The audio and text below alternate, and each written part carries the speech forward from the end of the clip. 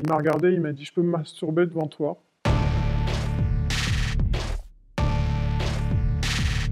Souvent, je ne porte pas de soutien-gorge et ce qui fait que dans un lycée professionnel, ça mène à beaucoup de réflexions. Un jour, je me suis ramenée avec un short et je crois que c'était la première fille qu'ils voyaient en short de leur vie et je me suis fait claquer les cuisses, mais elles étaient rouges à force. Quand on est au collège, il y a des jeux où les garçons ils se permettent de mettre la main aux fesses des filles. Alors qu'en fait, c'est pas un jeu, quoi. Un homme en voiture qui passe et qui me dit « Ouais, je peux te ramener ». Je lui dis « Bah non, en fait. » Il fait « Oh, en tout cas, t'es très mignonne, t'es très jolie. Hein. » Il me fait « C'est beau tout ça. » Elle lui disait non et puis il forçait, il forçait, il forçait. C'était limite de l'harcèlement, il voulait pas la laisser partir, il la suivait. Du coup, j'ai commencé à courir.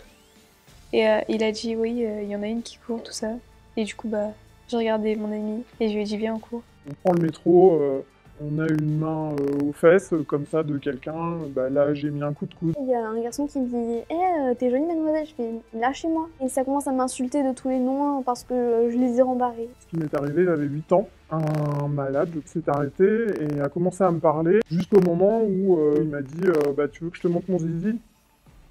Et là, j'ai été en panique. Je me suis mise à courir jusqu'à ce que j'arrive au cal. Il me regardait, quoi, il m'a relooké. Il m'a souri, il m'a fait un clin d'œil. J'ai direct compris ses intentions, donc je suis partie. En fait, en arrivant au piéton, il a fait exprès d'attendre que je traverse pour me suivre. Dans le train, il y a un monsieur, il s'est assis et il m'a regardé, il m'a dit « Je peux me masturber devant toi ?» Et là, j'ai eu un autre réflexe. Je me suis levé et je me suis mis à hurler dessus. Je lui ai dit « Mais t'es qu'un dingue, dégage !» Quelqu'un qui n'arrête pas de me lancer des regards et qui me dit « Eh, viens, viens !»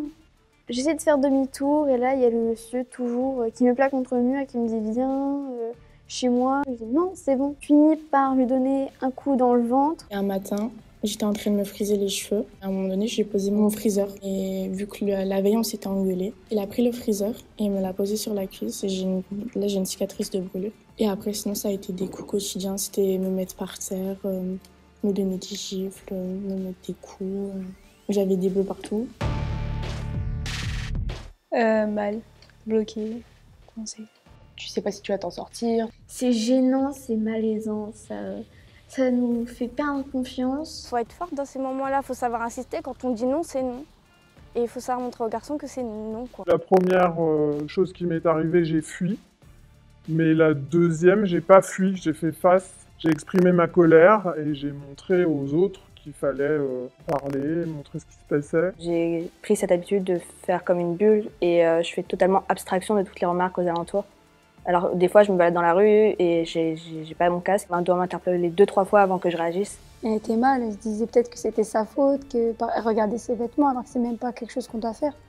Enfin c'est aux autres de se recontenir s'ils sont intéressés ou peu importe, c'est à eux de se contenir, pas à nous de s'interroger.